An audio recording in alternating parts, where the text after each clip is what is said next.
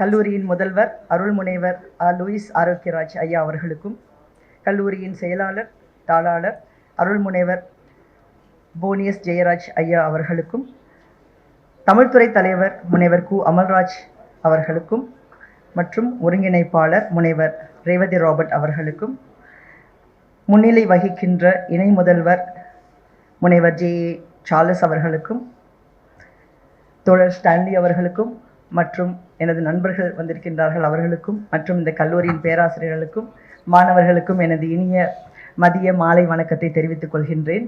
உங்களுக்கு நீங்கள் எல்லாம் அதிர்ஷ்டம் செய்த மாணவர்கள். ஏனென்றால் அருமையான கல்லூரி முதல்வர், அருமையான வழிகாட்டிகளாக இங்கே உங்களுக்கு இருக்கின்றார்கள். இது ஒரு சாதாரண விஷயம் அல்ல.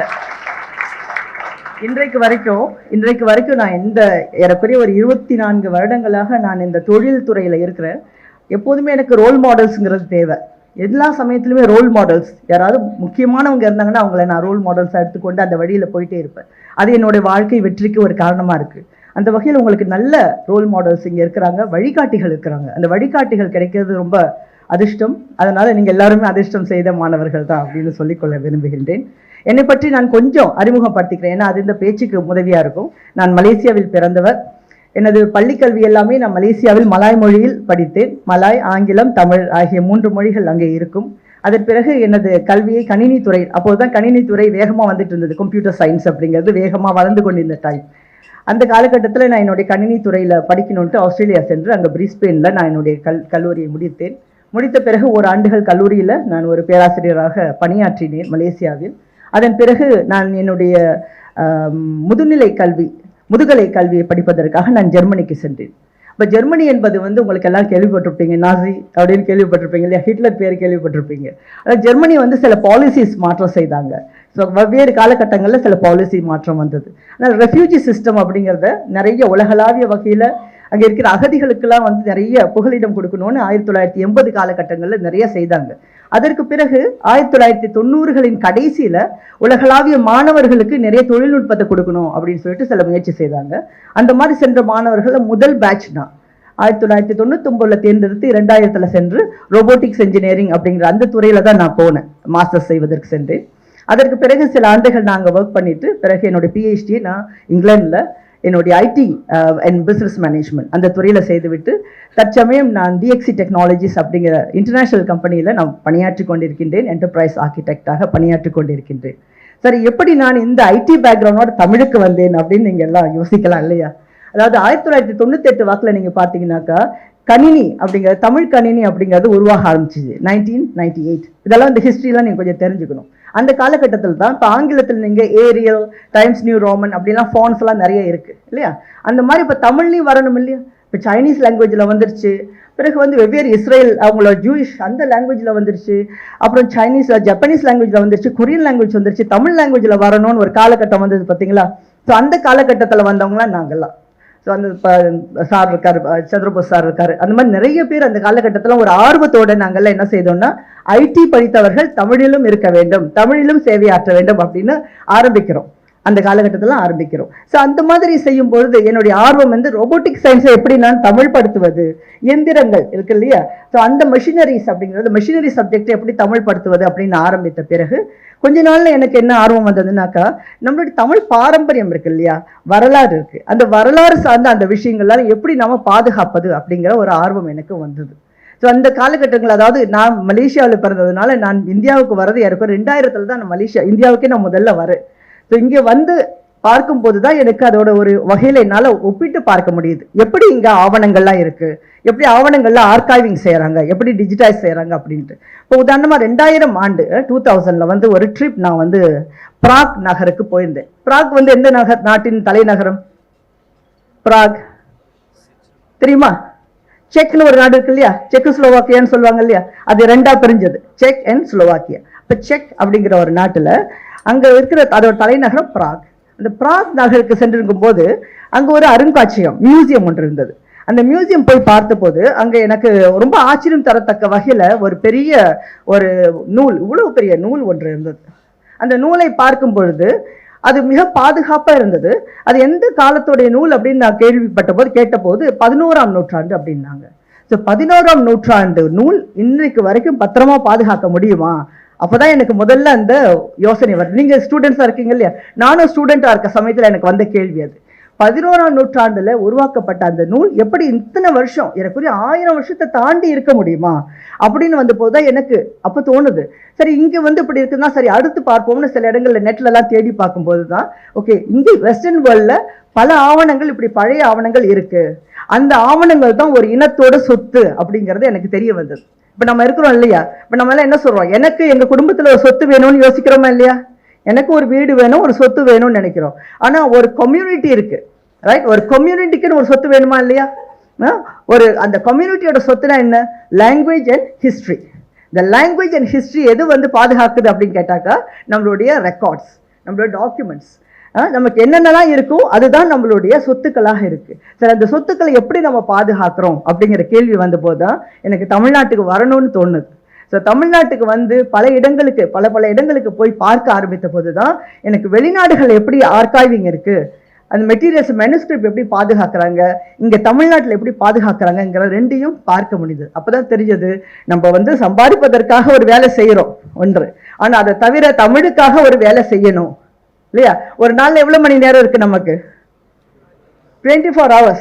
At least I should spend 6 hours. ஒரு 6 மணி நேரத்தையாவது தமிழுக்காக நம்ம சேகரிச்சு தான் ஆகணும், சில பணிகள் செய்யணும் அப்படின்னு அன்றைக்கு நான் டிசைட் பண்ணது தான் நம்ம தமிழ் ஹெரிட்டேஜ் ஃபவுண்டேஷன் அப்படிங்கிற அந்த ஆர்கனைசேஷன் ஒரு 3 பேரோட சேர்ந்து நாங்கள் உருவாக்கணும், 3 ஸ்காலர்ஸ் சேர்ந்து உருவாக்கணும். இன்றைக்கு நம்ம பார்த்தோம்னாக்கா அது ஒரு மிகப்பெரிய இன்டர்நேஷனல் ஆர்கனைசேஷனாக இது ஒரு ரிசர்ச் இன்ஸ்டிடியூட்டா வளர்ந்துருக்கு. ஸோ என்னுடைய வேலைக்கு பக்கத்திலேயே இதுவும் கூடுதலாக இந்த பணியும் இப்போ செஞ்சுட்டு இருக்கு. இப்போ பார்த்தீங்கன்னாக்கா இப்போ தமிழ் மரபு அறக்கட்டளை என்ன செய்தோம்னாக்கா, தமிழ் தொடர்பான ஆவணங்கள் உலகில் எந்த பகுதியில் இருந்தாலும் சரி அதை பற்றிய தகவல்களை எடுத்து அதை நாம இன்டர்நெட்ல அதை பற்றிய பதிவு செய்வது அப்படிங்கிற பணிகளை செய்துட்டு இருக்கோம். அதுல 2-3 எக்ஸாம்பிள் மட்டும் இந்த குறுகிய நேரத்தில் நான் உங்களோட பகிர்ந்துக்கிறேன். ஸோ ஃபார் எக்ஸாம்பிள், நான் 2016 பிரான்ஸ்ல ஒரு லைப்ரரி இருக்கு, பெரிய லைப்ரரி. அது நேஷனல் லைப்ரரி ஆஃப் பிரான்ஸ், அது பிப்ளியோதெக் நேஷனல் பிரான்ஸ் அப்படின்னு பிரெஞ்சில் சொல்லுவாங்க. அங்கே அங்கே இருக்க தமிழ் நூல்களை போய் பார்க்கணும், அதில் என்னென்ன நூல்கள் இருக்கு, இங்கேருந்து கொண்டு போகப்பட்ட நூல்கள் ஏதாவது இருக்கா அப்படின்னு சொல்லி இப்போ பார்க்கணும்னு சொல்லிட்டு ஒரு 4 நாட்கள் அங்கே நான் போயிருந்தேன். 4 நாட்கள் இருந்து இந்த பட்டியலெல்லாம் எடுத்து வைத்து பார்த்து கொண்டிருக்கும் போது ஆச்சரியப்படத்தக்க வகையில் எனக்கு ஒரு நூல் பொக்கிஷமாக கிடைச்சது. அது என்னன்னாக்கா, நான் சார்ட்ட கூட சொல்லிட்டு இருந்தேன், வீரமாமுனிவருடைய ஒரு நூல். வீரமாமுனிவருடைய நூல் இதுவரைக்கும் பட்டியலில் இல்லாத, வெளியிடப்படாத ஒரு நூல் 2016 எனக்கு கிடைச்சது, சித்திர கதைகள் அப்படின்னு. அது அவர் ஒரு டிராஃப்டா எழுதியிருக்கிறார். It's not a finished compiled, ஒரு ஃபுல்லான ஒரு நூல் இல்லை. ஆனால் அவர் எழுதிட்டாரு, ஆனால் இந்த டயக்ராம்ஸ்லாம் இன்னும் போடலை, பிக்சர்ஸ்லாம் இன்னும் இல்லை, ஆனால் டெக்ஸ்ட் மட்டும் இருக்கு, நிறைய கொஞ்சம் எழுத்து பிள்ளைகளோட இருக்கு. ஆனாலும் இந்த டிராஃப்ட் கிடைச்சது நமக்கு. அந்த டிராஃப்ட் அவங்க பத்திரப்படுத்தி வச்சிருக்கிறாங்க. ஆக எத்தனை வருஷமா பத்திரப்படுத்தி வச்சிருக்காங்க? 400 ஆண்டுகளாக பிரான்ஸ்ல, இங்க தமிழ்நாட்டில் உருவாக்கப்பட்ட அந்த நூல் அங்க பாதுகாக்கப்பட்டிருக்கு. ஸோ அதை கொண்டு அதை திரும்ப அவர் படிச்சு, இன்னொரு ஃபாதர் டாக்டர் அமல்தாஸ், உங்களுக்கு தெரிஞ்சிருக்குன்னு நினைக்கிறேன், ஆனந்த் அமல்தாஸ். ஸோ 2 பேருமா சேர்ந்து அதை ஸ்டடி பண்ணி அது ஒரு புத்தகமா நாங்கள் பப்ளிஷ் பண்ணோம். ஸோ அது ஒரு அருமையான ஒரு என்ன சொல்றது, ஒரு கொடை அப்படிதான் சொல்லணும். ஏன்னா வீரமாமுனிவரை பத்தி நம்ம எவ்வளவோ பேசலாம் இல்லையா, அவரோட செயல்பாடுகளை பத்தி நிறைய பேசலாம். அதே மாதிரி ஜெர்மனியில ஹால அப்படின்னு ஒரு பகுதி இருக்கு. நான் இதெல்லாம் ஏன் சொல்றேன்னாக்கா, டிஃப்ரெண்ட் லொகேஷன்ஸ்ல எவ்வளவு விஷயம் இருக்கு, நீங்களும் அதை எக்ஸ்ப்ளோர் பண்ணலாம், அதுக்காக நீங்க முயற்சி பண்ணணுங்கிறதுக்காக தான் சொல்றேன். இப்போ ஹாலை நான் இருக்கிற வீட்டில் இருந்து ஸ்டுட்கார்ட்ங்கிற ரீஜனில் தான் நான் இருக்கிறேன். அங்கேருந்து ஹாலை ஏறக்குறைய 480 கிலோமீட்டர்ஸ், எனக்கு ஏறக்குறைய 400 ஒரு 4 மணி நேரம் 4.5 மணி நேரம் எனக்கு டிரைவ் எடுக்கும். ஸோ அந்த ஹாலை இன்ஸ்டியூட்டில் பார்த்தீங்கன்னாக்கா, இங்கே லூத்தரன் பிரீஸ்டோட ஏராளமான கையெழுத்து பிரதிகள்லாம் இருக்கு. சரி, இந்த கையெழுத்து பிரதிகள் எனக்கு முக்கியமா அப்படின்னு பார்த்தோம்னா, எஸ், இட்ஸ் வெரி இம்பார்ட்டன்ட். ஏன் தெரியுமா? இப்போ நம்மளுடைய தமிழோடைய ஏறக்குறைய 300 தமிழ் பேராசிரியர் நீங்கள் ஒத்துக்குவீங்கன்னு நினைக்கிறேன், ஒரு ஏறக்குறைய 500-600 ஆண்டுகளுக்கான பழைய அந்த நூல்கள்லாம் நம்ம பார்த்தோம்னா, மேனுஸ்கிரிப்ட்லாம் பார்த்தீங்கன்னாக்கா, பொதுவாக எதை பற்றி இருக்குன்னா, ஒன்று பக்தி இலக்கியமாக இருக்கும் இல்லையா, இல்லாட்டி ராஜாவை பற்றி புகழ்ந்ததாக இருக்கும் இல்லையா, இல்லாட்டி மருத்துவமாக இருக்கும், ரைட். ஆனால் சமகாலத்து வரலாற்று விஷயங்களை சொல்லுதா அப்படிங்கிற கேள்வி, ஒரு சாதாரண மனிதர்களுடைய வாழ்க்கை இல்லையா, ஒரு குயவன் பற்றிய ஒரு வாழ்க்கை, அல்லது ஒரு நெசவாளர் பற்றிய வாழ்க்கை, ஒரு ஆறு ஓடுது, அந்த ஆறு எப்படி இருக்கு, இல்லாட்டி ஒரு சந்தை எப்படி இருக்கு, ஒரு மார்க்கெட் எப்படி இருக்கு, ஒரு போட் ட்ரிப் எப்படி இருக்கும் அப்படின்னு நீங்க தேடினீங்கன்னா தமிழ்ல எங்காவது கொடுக்க முடியுங்களா சார்? கோச்சிக்க வேண்டாம். ஆனா உண்மையிலே நம்மளால கொடுக்க முடியாது. ஆனால் எங்கேருந்து எடுக்கலாம்னா, நம்மளுடைய இந்த மிஷனரிஸ் வந்தாங்க இல்லையா, அவங்க வந்து ரோமன் கேத்தலிக்காவும் இருக்கலாம், இல்ல லூத்தரன் பிரிஸ்டாவும் இருக்கலாம், வேற யாராவது இருக்கலாம். ஆனா அவங்களுடைய ரெக்கார்ட்ஸ்ல இருந்து நமக்கு ஏராளமான தகவல்கள் கிடைக்குது. ஸோ அந்த மாதிரி அங்க போய் பார்த்த பொழுதுதான் தெரிஞ்சது ஏராளமான கையெழுத்து பிரதிகள். அதுல எப்படின்னாக்கா, உதாரணமா இன்றைக்கு நீங்க தண்ணி வந்து வாங்குறோம், பாட்டில்ல வாங்குறோம்.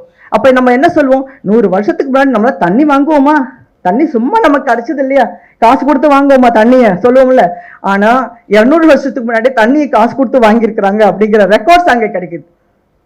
சரி, அப்புறம் ஒரு பல்லக்குல எப்படி வச்சு ஒரு சாதாரண மனிதரை தூக்கிட்டு போவாங்க, அதுல வந்து ஒரு பெரியவரை எப்படி தூக்கிட்டு போவாங்க, ஒரு சாதாரண ஒரு லேடியை எப்படி தூக்கிட்டு போவாங்க, யார் யாரெல்லாம் அவங்கள தூக்கிட்டு போறதுக்கு இருக்கிறவங்க, அவங்களுக்கு எப்படி ட்ரைனிங் கொடுக்கணும், அதுல எப்படிப்பட்ட பில்லோஸ் இருக்கணும் அப்படிங்கிற description.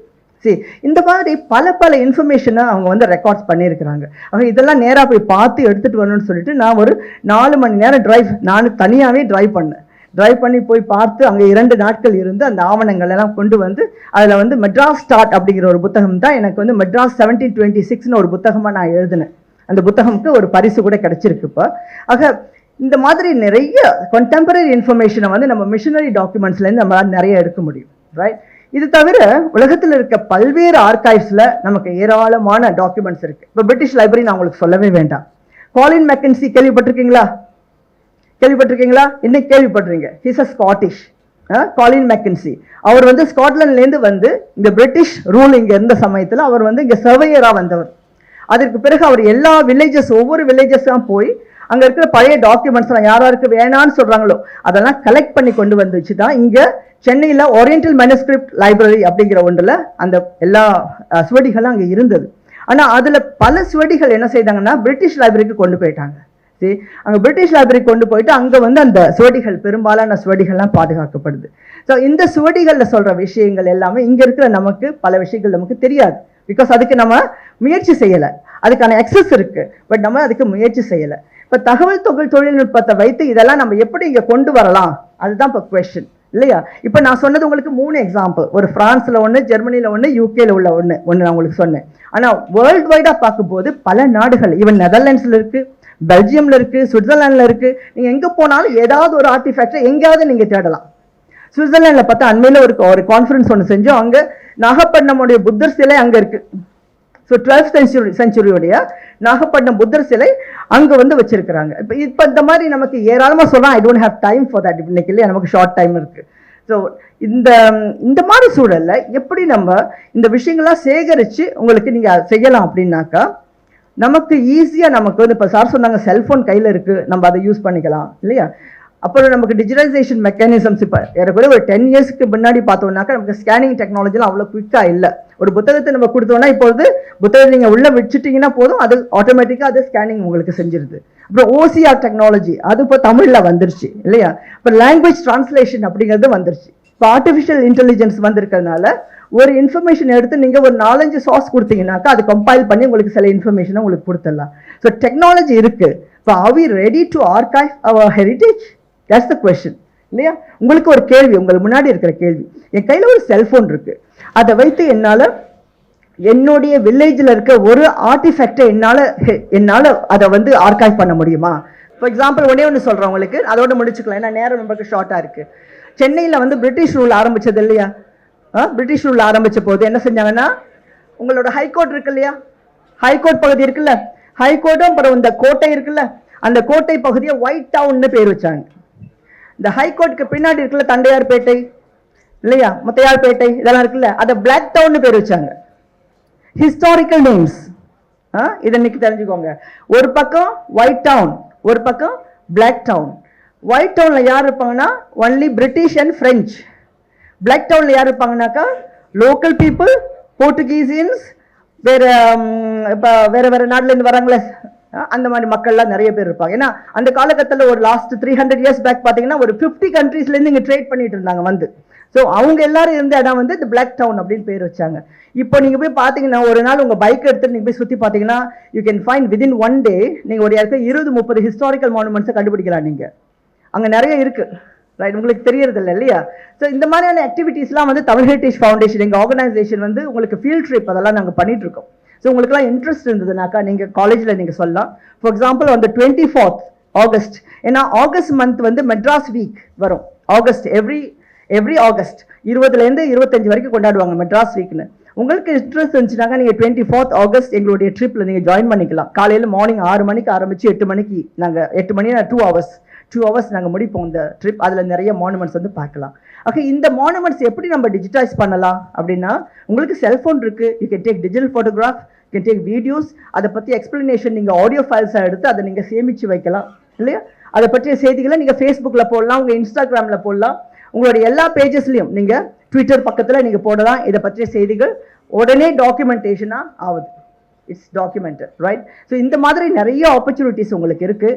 So makers of this உங்களுடைய கல்ச்சர், அதை நல்லா ஞாபகம் வச்சுக்குவோம். இப்போ எனக்கு வந்து சொன்னீங்கன்னா வாட் இஸ் மை ப்ரைட்னு கேட்டிங்கன்னா, my language and my history. அதுதான் என்னுடைய ப்ரைட். எது எனக்கு வந்து நிறைய தைரியம் கொடுக்குது, நான் உலகத்தில் இருக்க ஏறக்குறைய ஒரு 72 நாடுக்காவது நான் ட்ராவல் பண்ணியிருப்பேன். இப்போ உதாரணமாக நேற்றுக்கு தான் வந்து சேர்ந்த ஸ்ரீலங்கா போயிட்டு ஒரு after 7 days being in Sri Lanka after conducting a conference. இப்போ இவ்வளவு நாடுகளுக்கு போக முடியுது, இவ்வளவு நாடுகளில் போய் பேச முடியுதுனாக்கா எனக்கு கான்ஃபிடென்ட் தரது எது அப்படின்னு கேட்டிங்கன்னா, ஒன்று லாங்குவேஜ், இன்னொன்று மை ஹிஸ்ட்ரி. இந்த ரெண்டு தான் எனக்கு தெரிஞ்சிருக்கிறதுனால எனக்கு ஒரு கான்ஃபிடென்ட் இருக்குது. அப்புறம் மாணவர்களே, உங்களுக்கு லாஸ்ட் ஒரே ஒரு இன்ஃபர்மேஷன் மட்டும் சொல்லிக்கிறேன். நீங்கள் இன்கேஸ் நீங்கள் ஜெர்மனிக்கு வந்து உங்களுடைய ஹையர் ஸ்டடீஸ் பண்ணணும்னு நினச்சிங்கன்னா, there is a lot of opportunities. நல்லா ஞாபகம் வச்சுக்கோங்க. நீங்கள் பேச்சுலர் ஸ்டடி முடிச்சிட்டிங்கனாக்கா உங்களுக்கு ஃப்ரீ எடுகேஷன் அங்கே நிறைய இருக்குது. ஸோ பல மாதிரியான ஃபீல்டில் நீங்கள் பேச்சுலர் ஸ்டடீஸ் பண்ணலாம். So explore all the possibilities. நிறைய பாசிபிலிட்டிஸ் இருக்குது, அதை எக்ஸ்ப்ளோர் பண்ணுங்கள். உங்களுடைய கரியரை நீங்கள் டெவலப் பண்ணுற அதே சமயத்தில் spend time for your language and history. Thank you.